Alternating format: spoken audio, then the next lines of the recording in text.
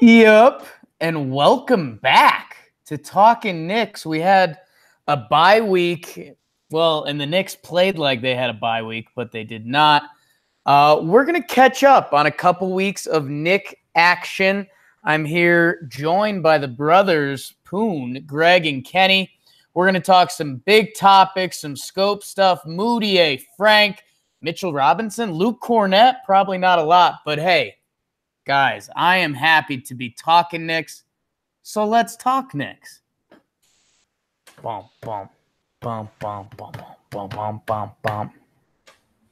I'm like, hey, what's up? Hello, and welcome back to Talking Knicks.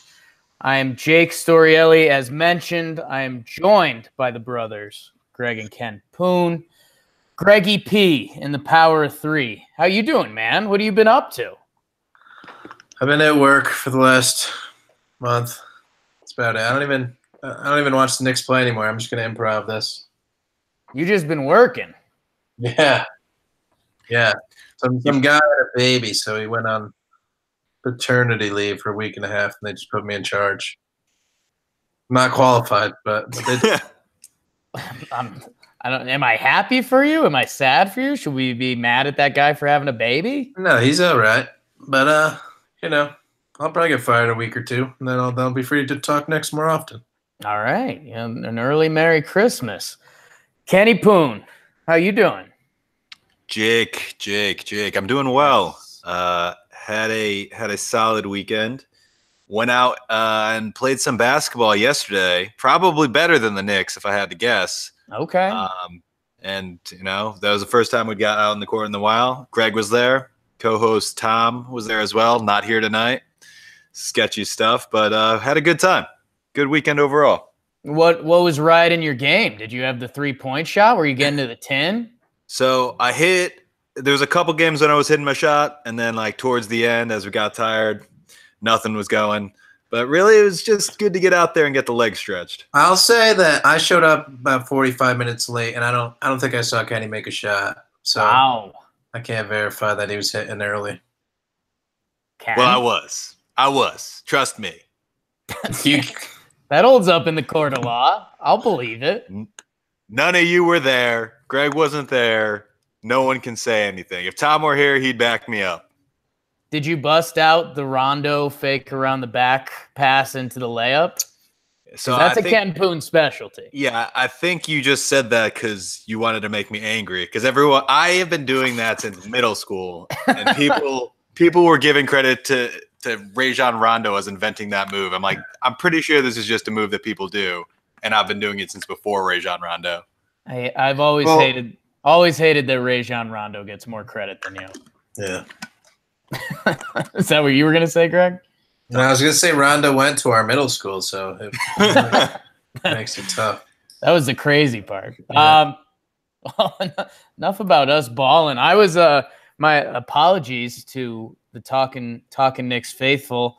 I was at baseball's winter meetings, which was pretty wild. We did some really good Talking Yanks stuff. And then was just like dead. Was doing like these days where you're on your feet all day and you're like, am I getting old? And you're like, yeah, I am getting old. Just the back of my knees hurt and I haven't done anything. So, but it's good to be back. And it was, I kind of had to dive back into the Los Knicks today because I was getting bits and pieces. I did bet on them. I bet on them to win when they played at Cleveland, which they didn't, although they were in position to. And let's circle back in these past 2 weeks because we've missed a lot of losing mostly. I'm just gonna list the games real quick, and we'll see where you guys have touch points.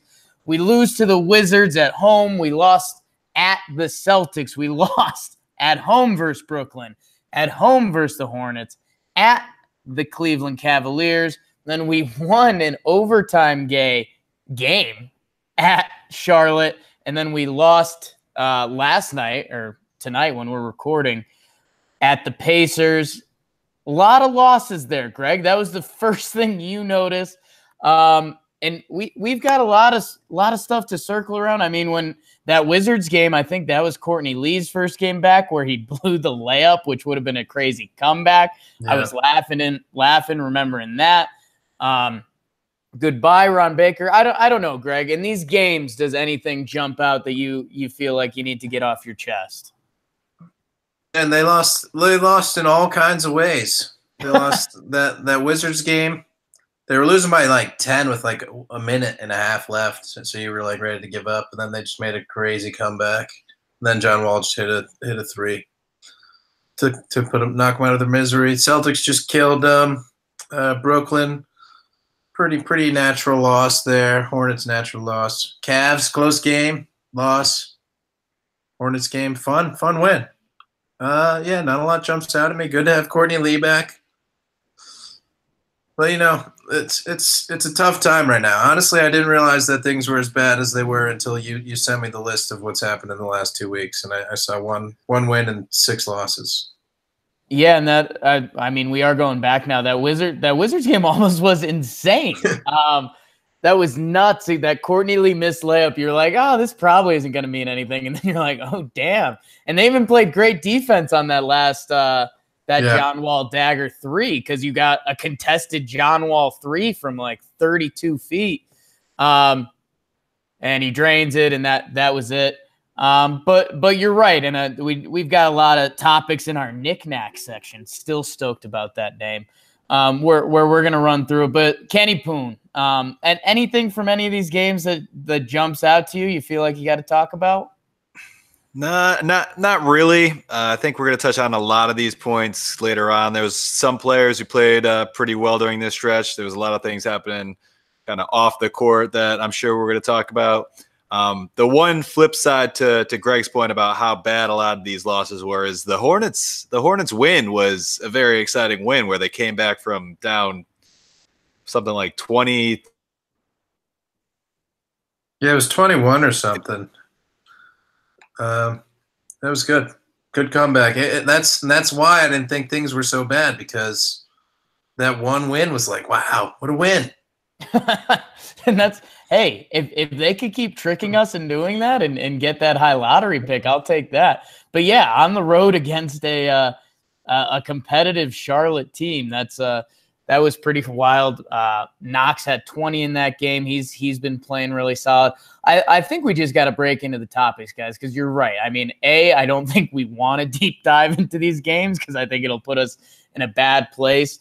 The thing that jumped out to me, there's that I think it should have been Frank should have got the timeout in the Cavs loss, and they called it a jump ball, and that ended up changing the whole momentum of that game. The Knicks were up 1, and then they give up the final 7 points in the game to lose it. So let's not even. Let's wash our hands of it, and let's talk about. I mean, guys, we're more than a third of the way through the season. We're 29 games in.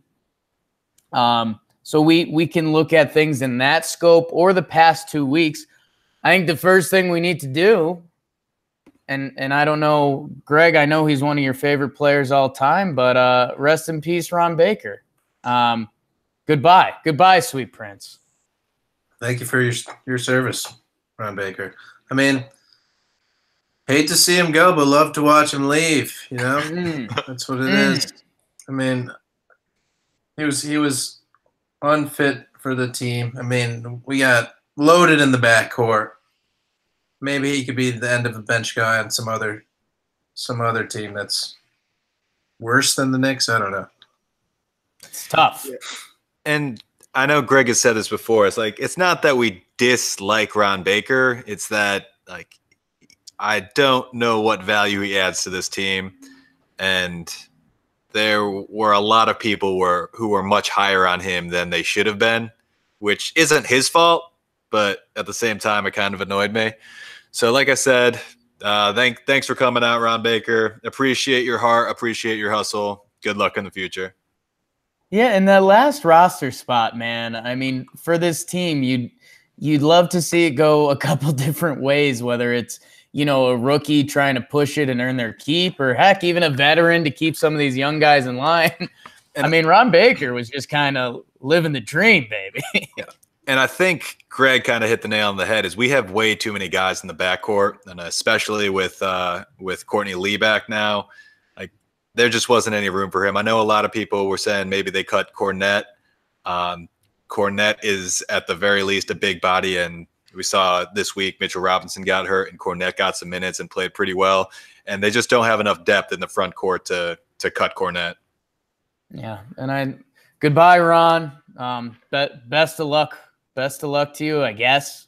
Good luck in the children's book writing industry. I don't know why we're laughing, but I think we know why we're laughing. And let's move on from Ron. We'll keep it in the backcourt, and I don't know where we want to go with this. Do we want to start? Honestly, I think Mudiay's the story, right? Manny Money has been playing a really solid point guard position for a guy that coming into this season, I didn't even want to give him a full player profile preview because he had some ugly stats out there. But I'll give you guys some more stats. And Ken, I think I'm going to pass it to you first because you've been entrenched in this point guard situation all along with your boy Frank, and we'll get there. But let's start with Manny. And Ken, in these past 7 games, 32 minutes played, he's shooting 7 of 15 from the field. That's 46%, solid. He's shooting 38% from 3, 1.6 out of 4.1 attempts. 88% from the free throw line on 3.5 attempts. And he's putting up 18.5, 6 assists, 3.5 rebounds. Manny Mudiay is solid? Question mark? I don't even know that you need a question mark. I think Manny Mudiay is solid, and this is kind of what we wanted from him. We talked a lot about David Fizdale at the beginning of the year saying, I'm going to get you right, and everyone was like, what does that mean? Does that mean like he's all messed up right now? Is that a backhanded compliment? I don't know.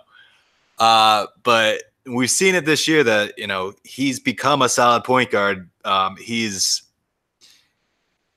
He's the only person on the team who has a good balance of attacking the hoop, creating for others.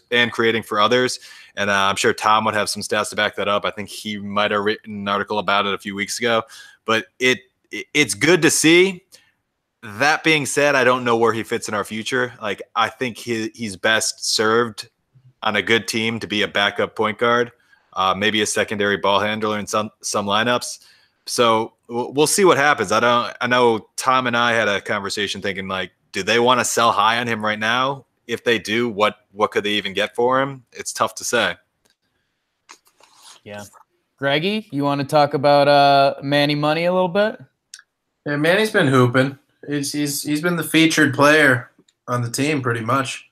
To be honest, while Tim Hardaway is in struggle city, Mudiay has been stepping up. He led them to that one win. I mean, the one thing is, during this stretch where he's been the maybe you'd call him the A option, they are 1-6 as we mentioned. So how solid is he really? I mean that's not his fault. He's doing well, but again, 1-6, bad. It's like the Magic basically all these years where you're like, is Vucevic good or like I don't understand why are they so bad every year? Right. Vucevic can get you your 20 and 10 if you lose 80% of your games. And that was talking Magic. I think one of the big fears for me, and you guys danced around it there, is that, okay, so let's say this is Manny Mudiay. Let's say he's a 15, 6, and 4 player, something like that. At the end of the day, point guard position is stacked in the NBA. Even if we're getting a peak revamped Manny Mudiay, I mean, it's tough to picture him being a top 20 point guard in this league. So that reverts back to what you were saying, Ken. I mean, in an ideal world, Manny Mudiay is probably your 6th man who can play point, who could play a little 2 guard if you need.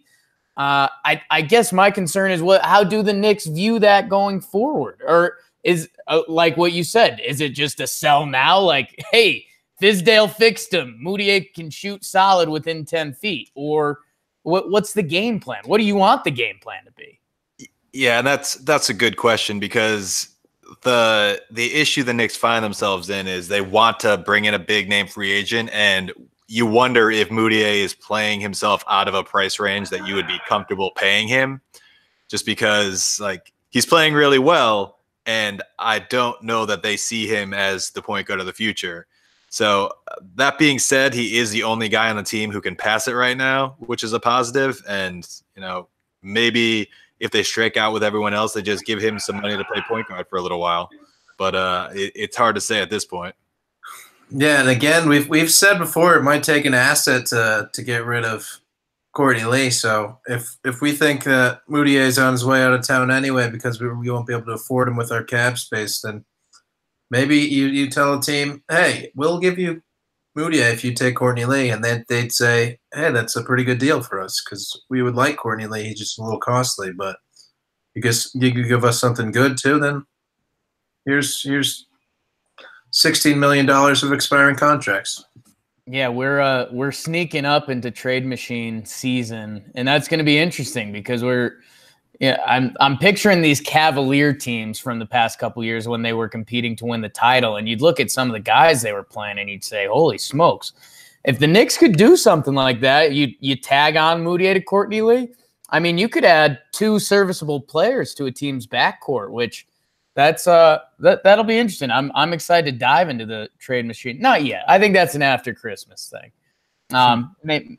And we'll, knowing Talking Knicks, we'll probably stumble into a whole trade episode at some point where we're praying to get rid of some dead money and get some assets. But that's not for now. And speaking of assets and building off the point guard, and I think we all feel verified because there's a week in Knicks Nation where basically we thought Frankie Smokes could be done or Fizdale's lost it.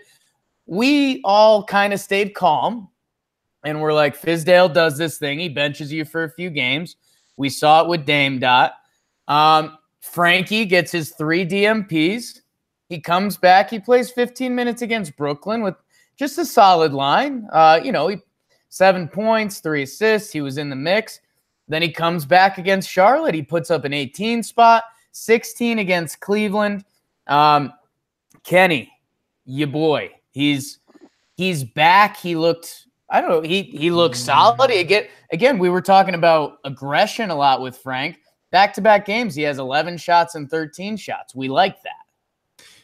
Yeah, and I think that's the biggest thing. And I don't know if it was on the pod or separately. I had a conversation with maybe it was one of you guys or maybe it was Tom, where we were saying if Frank was doing what he was doing on defense earlier in the season and then doing what Hezonja does on offense, which is just ridiculous overconfidence every time and taking a lot of shots but missing, would people be happier with that? And I think the answer to that is yes, they would. So seeing him come back with that extra confidence and making some shots, it's a good sign. And he's shown these flashes before. So what I think I tweeted it out is what Knicks fans have to remember is this is going to be an up and down process. He's not going to go out every night and put up 16, 17, 18 points, but he's going to be consistent on defense. And when he gets his opportunities, he just needs to capitalize. And he's still 20. So people just need to chill. Like, don't get too high, don't get too low. That's what we've been saying since pretty much the DMP started. You got to give him some time because those 18-point games, the 16-point game, those are the flashes that we've seen that he can start doing that, and over time we just want it to become more and more consistent. Yeah, and Greggy, I know you and I actually we shared a laugh as we always do. I think I opened up your eyes to it. I heard it from my boy Russillo's podcast. This could have been 2 weeks ago or 3 weeks ago. But when the Frank to the Magic rumors started swirling, that was literally like a blogger that said that, like, oh, maybe Frank would be a fit on Orlando. And then it became like national news. And I think we're now reassured that Frank's back in the Knicks and back in the mix with the Knicks. Hello. Where are you at on Frankie? I'm all in on Frank. I like today against the Pacers, he was like getting mad at the refs, and he wasn't yelling at him, but he was definitely giving some attitude, which was good to see. You haven't seen that from him, but now you see he's more engaged than he's ever been, more or lit, if you will, to use a Mm-hmm. word from our friend Joe Kim. But he's got potential. He played some good D today. I know there was one sequence when he was guarding Corey Joseph. He was doing a really good job, and then Joseph still somehow posted him up and scored. So maybe he wasn't doing a good job, but it looked good. I don't know. So that's the thing. That's Like, what. That's the thing about playing defense is sometimes it works, sometimes it doesn't. Like Tom said the same thing about the Rodney Hood play at the end of the Cleveland game. He played good defense, and then Hood just made the shot. So it's a tough situation, but people have to respect that even when you play good defense, sometimes people score. Yeah, I'm working on a theory that I don't know if I'm going to be able to find the stats on it, but I think defense is – there's a lot of mental stuff that there's a couple times a game where you'll see Cantor play good defense, but the guy still gets a bucket. And I think it's just the mental oh, well, I got Cantor on me. Like even if he does contest a shot well, you're just like, I got this guy. I'll never be able to bring that to fruition, but yeah, I don't know how you could check those stats, but that's the thing is, as Frank becomes more respected in this league as a defender, the calls will start going his way, and he'll become an even more valuable defender. So that's something to look forward to. Yeah, it's exciting. I know again it's people laugh in Knicks Nation that we get excited over someone, Frank's got a couple box scores that aren't too fun to look at, but he comes out and he does that, and with the defensive capabilities, it is funny that he does play with a chip on his shoulder, but I feel like it always comes out at weird times. And it comes out like hyper aggressive. So I don't know if it's controlling that or harnessing that. I don't know. I think it's good. And hey, on talking Mavs, Dennis Smith Jr., with how good Doncic is playing and what his game is like, he's a guy that's falling out of love in this league. So hey, if that's who we're going to be compared to forever, we still got hope. Let's never mention that Donovan Mitchell guy. But speaking of what you got? Before we get off of this, I just want to also say to our fans, when you start hearing the rumors about these guys, I just want to look in retrospect now. Like, people were saying that Dotson was going to be traded. People were saying that Frank was going to be traded. All of that is just, New York media blowing stuff up. So if you look at it now, it just looks ridiculous. Like that was even suggested 2 weeks ago. So I'm sure it's going to happen again, but just make sure you read what's actually said and don't trust anyone unless it's Woj. Honestly, don't trust anyone in life. Wow. Wow. You were yeah, now we're giving out life advice. I like that. And we're off the rails. I was gonna kick it to Kevin Knox, and I feel like I was gonna spruce it up a little bit, but after that life advice, I got nothing. But I'll tell you what, the guy in his past the 3 games leading into tonight, was averaging 22 points a game, and 8 rebounds too. The guy boards a little bit. Knox has bunnies, man. Knox gets up. That one dunk. That was like Kevin Knox, welcome to the team, Greggy. Talk to us about bunnies, Knox, whatever you want. Yeah, I mean, first Charlotte game, 26 and 15. Those are some serious numbers, honestly. I mean, last 4 games, 26, 19, 20, 15. This guy's starting to score the ball. He's starting to shoot it much better. I mean, he's always had a good-looking shot, but, I mean, early in the year just wasn't going in. But now, 3 of the last 4 games, he's been 50%, 4 for 8, 3 for 6, 3 for 6. Tonight he was 3 for 9, which is fine. I mean, it's not what you want, but 3 for 9 you could live with. Obviously, you'd like better, but he's showing the stroke, like you said. End of the Mavs game, he threw one down that got the Knicks fans bumped, and we thought we were going to win, but it didn't work out. But it was exciting. It was cool. Yeah, it was cool. Yeah. And like you guys are saying, he's playing with confidence, and he's shooting with confidence, and he's getting his shots up. And I think the big thing is the last, 4 games or so, he's been shooting it pretty efficiently. And that's what we wanted from him, because we said in the beginning of the season, he's a volume shooter, and we don't know if he's not getting those volume shots, if he's going to still be able to score. And last 3 games, 15 shots a game. So like getting up a lot of shots, but shooting a decent clip from the floor, which is good to see. Yeah, Yeah. and like with the one knock on him is Ooh. that his assist numbers in these 4 games 0, 1, 3, and 1. So one work, other work on that. work on that. One other knock on Knox that I'm sure Tom would want me to bring up is he is a sneaky bad free throw shooter. Yeah.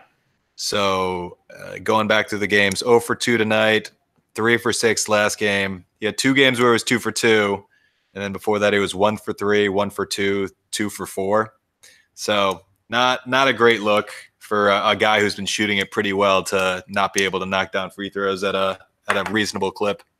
Yeah, in the 3 games before tonight, he was 10 of 20 for 3, which I don't think we thought Knox had that in him this year. But you're right. A couple of the free throws he's missed have kind of been end of the game, just like a young guy shooting free throws at the end of the game. Like it looks like he just forgets a step. He doesn't bring the legs with him one free throw. It doesn't seem like a concern at this point. It's definitely something to watch out a little bit. The guy looks good though. I know we all kind of were a little skeptical coming out, and I think it was a little bit just because he's kind of baby faced with those cheeks, but my guy's athletic. My guy likes to score. My guy likes to shoot. We're all in big on Knox, right? Yeah, he's sneaky big, sneaky athletic, and he's got some sneaky length too. So I think he could be a big piece on this team. And I know I don't know if it was just more me than most people, but I was a little nervous when he came off of injury, when he was putting up not great numbers, but he looks healthy now and he's doing well. So you gotta love that. Yeah, and the good news for you guys, he shot 77.4% from the line in college. And that's not, as far as I know, that's the same distance. Nice. I hate when we give out advanced stats like that. But yeah, hey, Knox is shooting, getting some run. Frank is starting to get some run and get his shots up here and there. He's this is what we've wanted to see. We have I guess a couple things we need to quick hitters. Burke and Dotson have been nicked up, right? Do we know what's going on with them? I know I just kind of dropped that on you guys. Burke came back tonight. Okay. And he played. Not particularly well, but he was there. Yeah, I heard I was watching some of the game recaps, and one of the guys said Trey Burke was out and the Knicks are 1-7 without him. And I was like, what are we really doing? Like that's how we're measuring games now. Trey Burke's getting like a LeBron treatment. Anyways, yeah, also on that list of injured players is Iso Zoe, who's been out a few games. He injured himself warming up, pulled a hamstring a couple games ago. Sure. So Knicks have been very shorthanded. And what we should talk about Iso Zoe for a minute. They signed him. We talked about Cutting Baker, but we signed him to a 2-year deal using our biannual exception. So I think he's making. Someone said he's making more than 20 of the first round picks this year. So good job, Zoe. And why they did that? They signed him so that they can have him for next year as well. Because if they just signed him to a minimum deal, they would only have him for the rest of this season. Then he'd be restricted. They'd be in danger of an offer sheet. So this way they can preserve the cap space for this summer and have him on the team next year. And I think like someone did the math. It might have been Vorkunov at The Athletic, but like the offer sheet would be like really high, like more than he's making next year if they decided that. So technically, I think next year is an option, and they don't actually have to exercise it. But the offer sheet I think is 125% of what he's making this year, whereas next year he's only making 105% of what he's making this year. So it's a weird situation. Trier, man, I got caught up in some of his highlights today, and sometimes it just blows my mind how much of a pro he looks like. But yeah, get healthy, Zoe. We'll see you soon. I don't know. What do you boys want to talk about? Is Courtney Lee in and of itself a topic? I feel like we've run around that a little bit. At Please. some point, we just got to talk about Joakim Noah. Like at some point. Hit it, Kenny. I know you've been chomping at it. So I'm sure all of you have seen the stuff going around about Joakim Noah said he was too lit to be in New York. Basically, he was saying that he was partying too much when he was in New York to like be valuable to the team. He said Memphis is the perfect place for him because he doesn't have to go out and do anything. By the way, J.R. Smith said a similar thing when he got traded to Cleveland. He's like, there's nothing to do here, so all I have to do is play basketball. And it came out a little later that the front office had told Frank Ntilikina and Kristaps Porzingis not to hang out with Joakim Noah.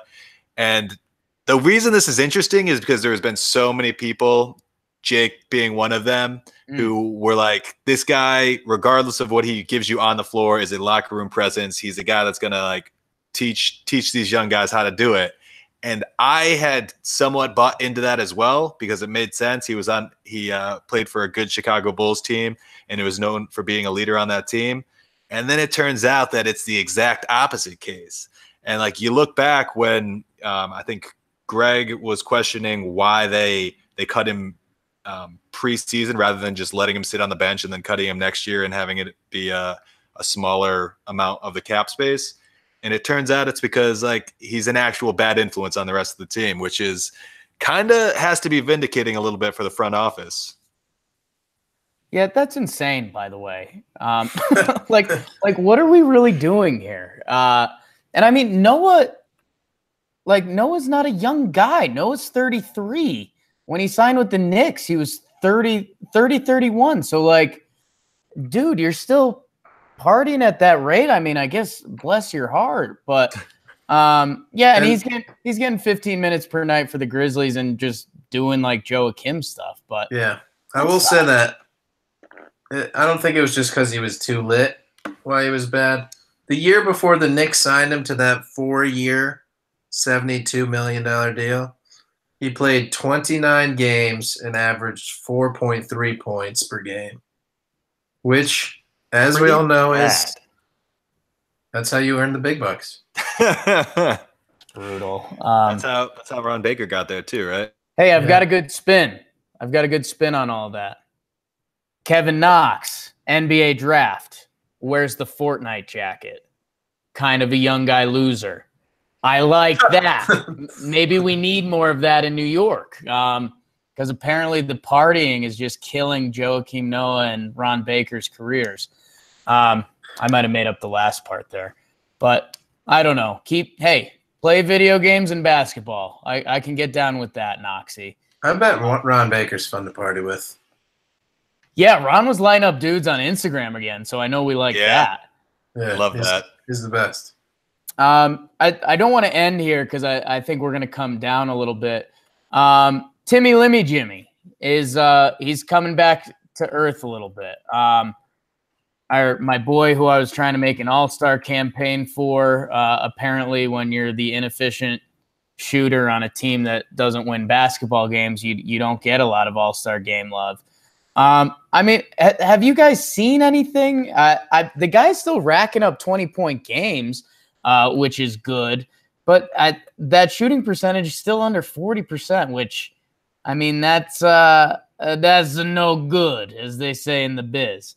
I mean, Ken, are you seeing anything you like, you dislike? Is it the shots are going in, the shots aren't going in? Wait, this guy needs help? What do we think? I mean, the guy's always been a chucker, and he's always been kind of a streak shooter. I think the hope was that he would just become more consistent and just not have as many of those games where he's not making shots.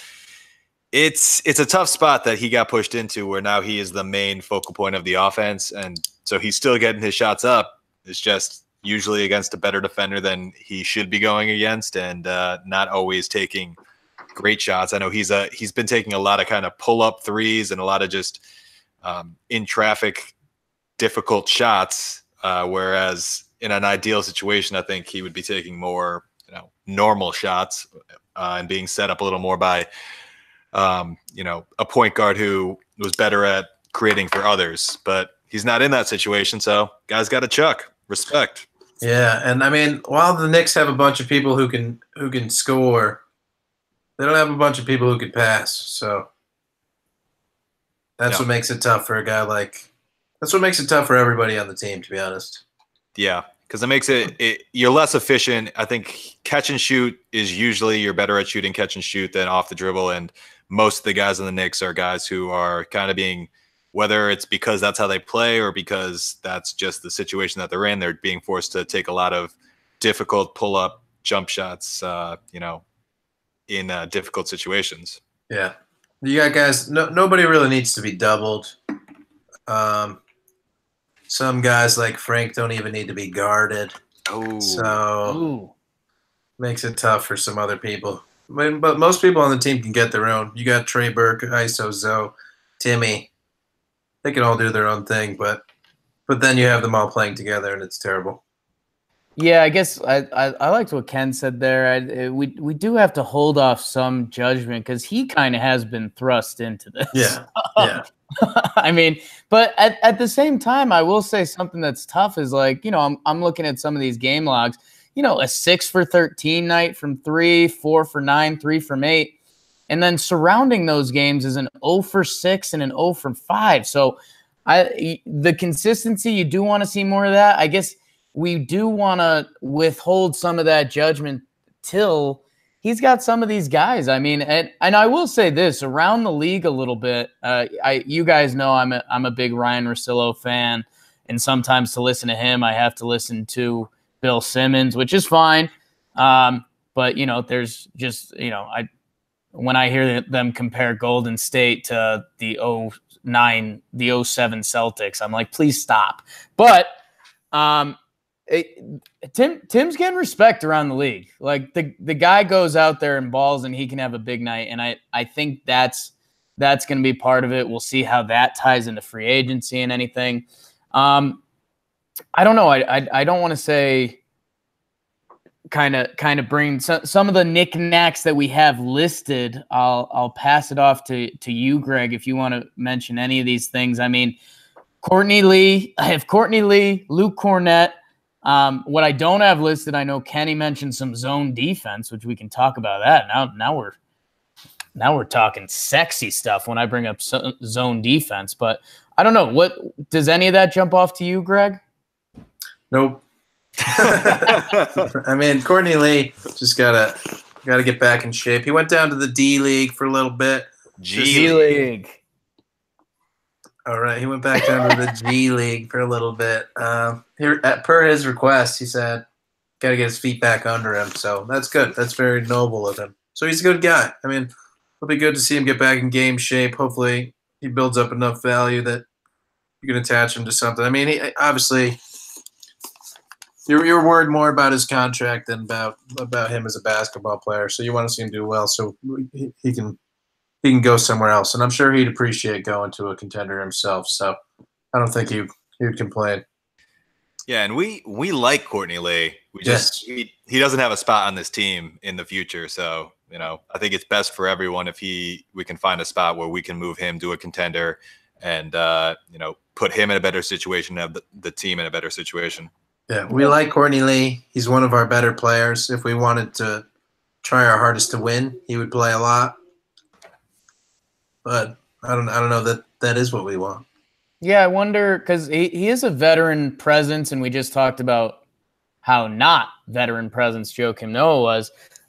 You wonder if that is a factor. I mean, that's something behind the scenes we'll never know. But yeah, if they can't really do anything with him trade wise, I wonder if he turns into that kind of player coach and kind of guides these young guys through the next year and a half or whatever. We'll see on that. Is Luke Cornett an NBA basketball player? Do I just throw that out there? Yeah, he's an NBA player. I think so, right? Yeah. But I feel dumb saying that. He's fun. I'll tell you what, he's a fun guy to watch just because he's a lot like Porzingis, like the very poor man's Porzingis, in that he's 7'1" or something like that, a couple inches shorter than Porzingis. He can get some rebounds. He can occasionally block some shots, and he can shoot the three. But like sometimes he's out there and he just looks completely lost, whereas other times he's out there and like he looks like this guy could be a starter in the NBA. So it's tough to say with him, but he's fun. Really makes you question whether Kenny's ever seen Porzingis play. So poor man's Porzingis. The poorest. He's a tall person, I think is what you're trying to say. A tall person who shoots threes. All right, whatever, bro.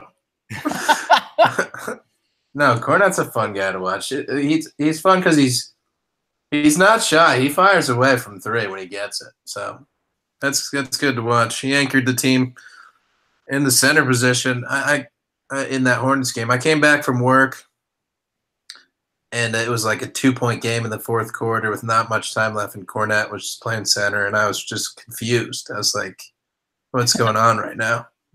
Kenny told me Kenny said that everyone was hurt, and then Kornet led us to victory, or at least he was on the court while Moutier led us to victory. I think they were down. They were down to 8 guys at one point, right? Yeah. Robinson got hurt. Frank got hurt. Trier was already hurt. Dotson was hurt. Lance Thomas has been hurt. Burke was hurt. Yeah, I'm going through some old box scores now, or excuse me, Luke Kornet's game log, and I think I'm going to be able to cook up some fancy Luke Kornet stats, because in games he's averaged, when he's gotten 20 or more minutes, I think this guy averages some good stuff. I don't know. It'll be interesting. We talked about how we're thin at big, and this guy, you're right, man. When he starts stroking it, like he's the poorest. He's Porzingis on his deathbed. Sorry, Luke. I know if you're listening. That's tough. Ken, you wanted to talk about the zone, and it was part of the reason we won that Charlotte game. What do you have on this? So I do want to talk about the zone. I think it might lead us into a conversation generally about Fizdale. Okay. This is another one of those things where I think people get too hyped up on stuff because it helped us in that Charlotte game, but they've tried it before and it went really, really badly. So like, I think some of that you could chalk up to Fizdale, experimenting and be like, hey, go out there and try this. And it's going to take a little while for it to come to fruition and work. But, people saw it work in the Charlotte game and like, oh, this was genius, forgetting that, it led to probably losses in the previous Charlotte game and the Cleveland game.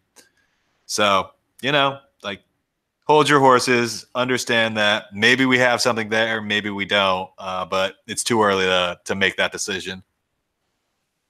I like that. Has zone worked in the NBA ever? The Dallas Mavericks used it when they were good, like maybe 10 years ago. Okay. And so they used it on and off. I don't know how their year ended up, but they were good that year. And it's just so the reason that for casual listeners out there, the reason that teams don't usually use it in the NBA is first off because the players are much more skilled. Second off, and possibly more important, maybe not, but they have the defensive 3 seconds. So big man can't just camp out in the lane. They have to, get outside of the lane, which is bigger in the NBA than it is in college. And, you see kind of a little bit of a learning curve there. Like we saw Mitchell Robinson in one of the games got a defensive 3 seconds, and you could hear Dotson just yelling at him while he was getting 3 seconds, get out of the paint, get out of the paint. And then after they called it, he went over and talked to him. So it's tougher to play in the NBA than it is, in college or under that. Yeah.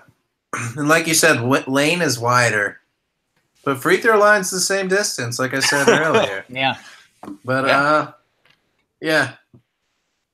You're right. And it is crazy how good NBA players are at shooting the basketball. So I know Jake does talk in Huskies. Last year, I mean, during the Kevin Ollie era after Shabazz left, if you played a zone against the UConn Huskies, you automatically won the game. Yeah. Because they weren't knocking down anything. But you do that against an NBA team, and then bang, bang, bang. And open shots are just knocked down. And we saw a little bit of that tonight with, I think, Bogdanovich and McDermott hit a couple threes going against the zone, and it's like, oh, they're just wide open because the zone is shifting and taking a little while to move. So it is tougher to play in the NBA. And, like I said, maybe we have something some games, maybe we don't. I think Breen said it on the broadcast tonight that it's just not something that, you can play every possession just because, the teams are so good and there's just too many shooters on the floor nowadays. Yeah, and this year's supposed to be the experimental year. I mean, I caught myself. I mentioned a little bit of my feelings for Boston earlier, but one of the favorite things I've seen any Boston sports team do is when they brought in Brad Stevens and they basically said, hey, we're going to be bad, and that's fine. Like, just learn the ropes, Brad. We believe in your basketball IQ. This is going to come together. We've got picks. We've got young guys. And then I kind of did that. I took a seat back thinking about this Knicks team with Fizdale right now. And, he's doing the tough love stuff. I was trying to get out of Nick fandom and view it. And like, okay, so he's doing the tough love stuff to Frank and Dotson. They're each taking their run. I guess in my head, I like that. We still need to see it play out the second 2/3 of the season. But he's revitalized Moutier. So here's the other thing. And Greg, I'll pass it to you because I know you're normally our win the championship this year guy. We're the 5th worst team in basketball. The teams below us are the Suns, who are, a wreck. The Hawks, who went full rebuild and passed on Luka Doncic. Jeez.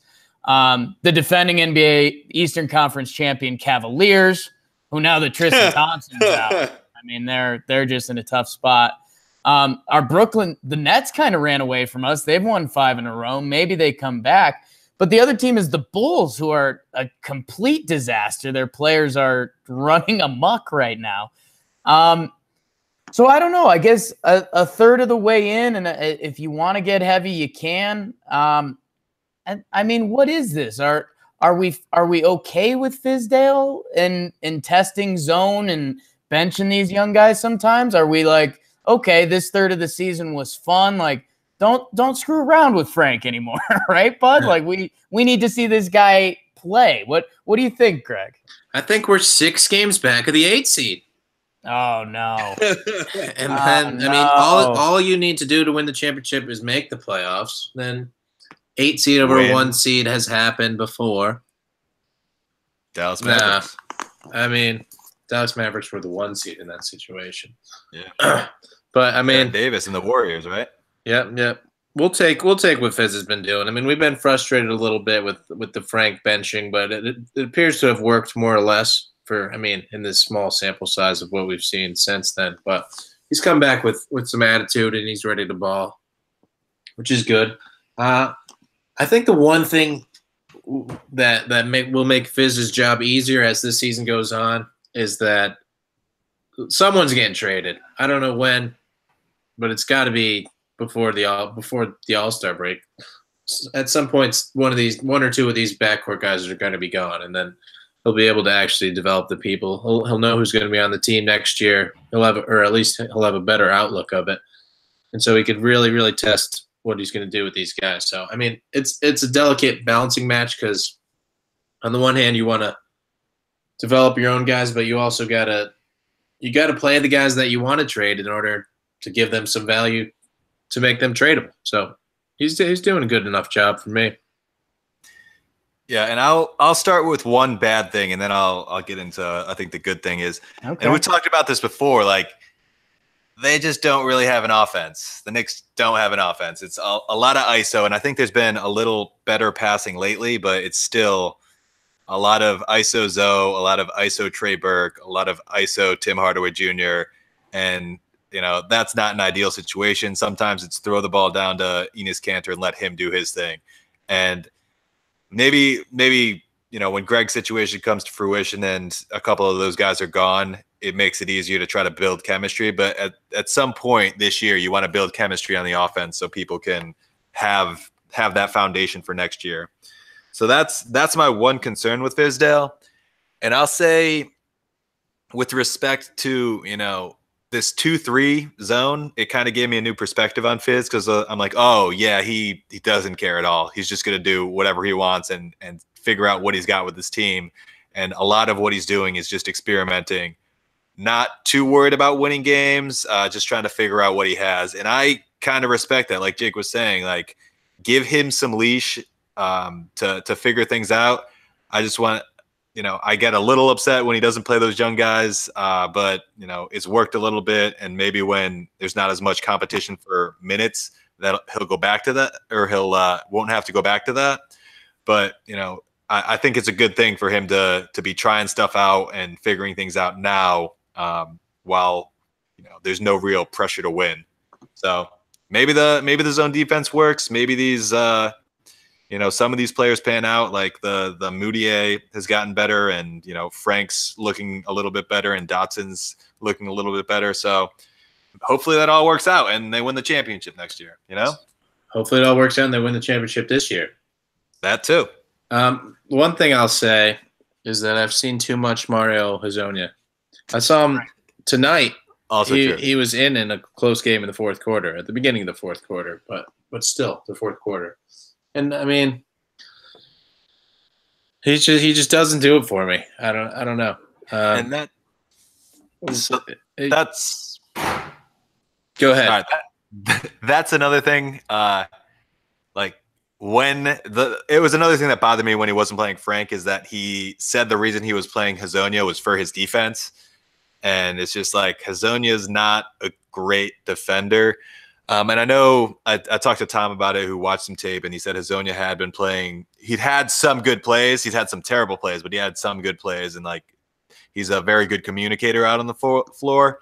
But there is no world in which he is a better defender than Frank, and Frank wasn't getting minutes.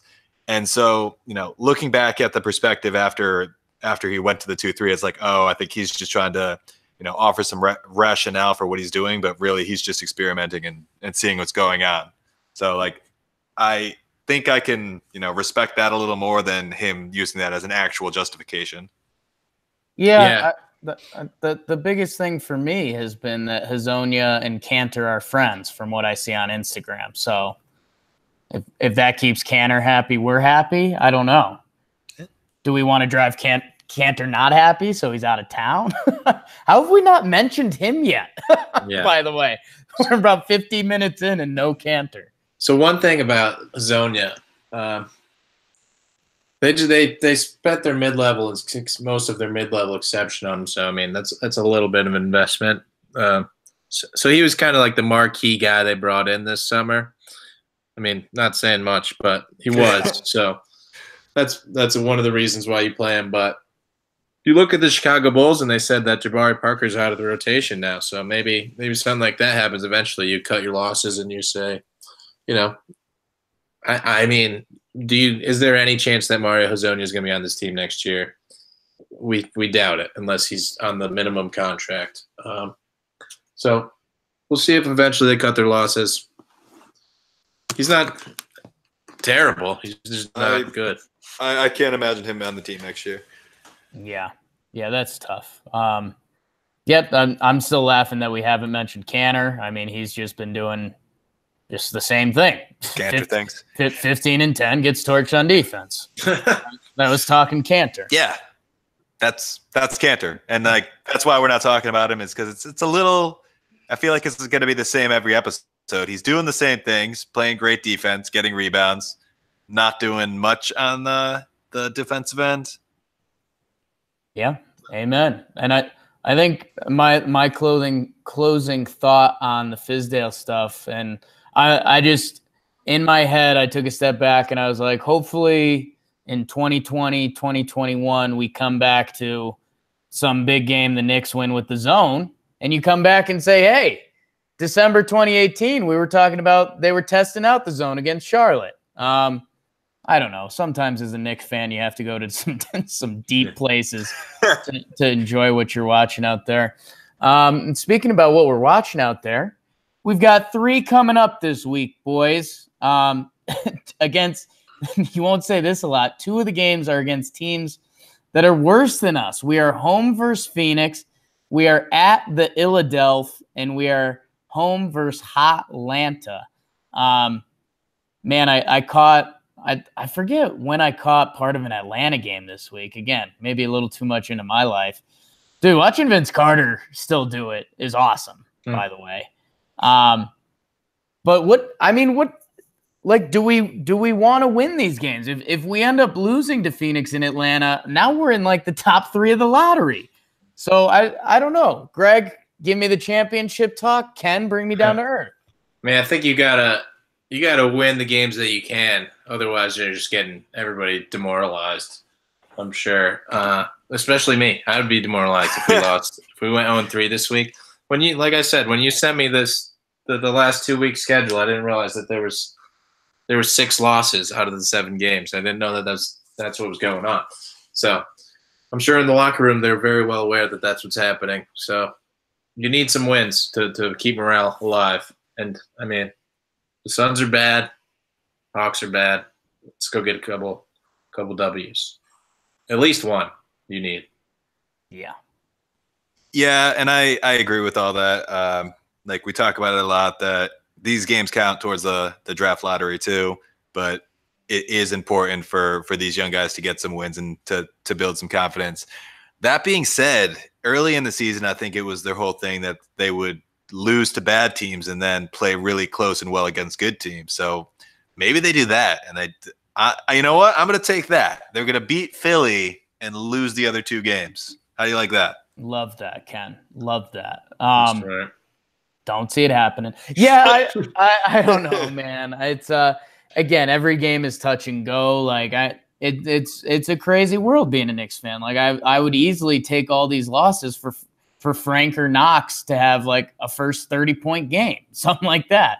I don't know. I guess the one thing that jumps out to me, and I don't know what this is in my head, but I'm still kind of in on Trae Young. Like I just think right now with his actual body physique, it's basically a high schooler trying to play in the NBA.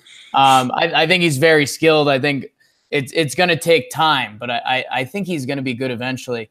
But I want to see Frank just like destroy him, like just physically, mentally. Like I want Frank to smother him so much on defense that I think that can be Frank's biggest calling card. If any point guard he comes up against that's under 6'3", just feels like Frank is a nightmare for them. So I don't know, Frank, go out there and embarrass Trae Young. Watch cuts to Trae Young 50-point game in the Garden. But I don't know. I guess that's what I'm watching. So Frank played pretty well against Trae Young last time they played. I think he held him down pretty well. I think Trae got some points when Frank wasn't on him. So, I mean, I think it's going to fall on the matchups because right now Frank's not in the starting lineup, and I'm pretty sure Trae Young is. But I'm sure they'll get some minutes against each other. But important to not just look at the stats and actually watch the games and watch those matchups. Gregory was a bullfrog. Yeah, if Frank's not D'ing up Trae Young, he'll be guarding someone even better because Jeremy Lin's the backup. Ooh. True. No, it's also kind of funny. I want Frank to embarrass Trae Young, but I want Vince Carter to embarrass Frank, so he has something to work on. So, I don't know. Talk about, again, last time I'll say it, being a Knicks fan. Hey, guys. Yes. So I looked this up, and because I was trying to figure it out when we were talking about the 2-3 defense, but I didn't look it up quickly enough. The Dallas Mavericks did use the 2-3 in the 2011 NBA Finals where they beat the Miami Heat. So it has been used successfully within the last 7-8 years. And who was an assistant coach on that Miami Heat team? David Fizdale. Boom! Sounds like he was on the wrong end of that. Yeah. Someone hit the music. I think that was good. You learn from the losses, man. Yeah. Greg, any final motivating quotes or losses or championship hopes? Nah, I mean, like I said, don't trust anybody. And that's it. So with that, thank you for tuning in. Follow us at Talking Knicks. Follow all of us on Twitter. You guys want to sweat your handles? Is that a phrase that either of you know? I use the Talking Knicks, so it's at Talking Knicks. Kenny's primarily running that, but I'm on there as well. I'm at Talking Knicks, and then I'll do at Talking Knicks Pod if I have something to say that's I don't want attributed to the rest of you guys. Too controversial. I like that. Well, I'm at Talking Jake. If you guys have been following, or if you heard our boy Tommy Piccolo, he was on what was that? Knicks Film School. Knicks Film School. He did awesome there. Follow him on Twitter. And he just got a puppy dog, Colby. So shout out to Colby.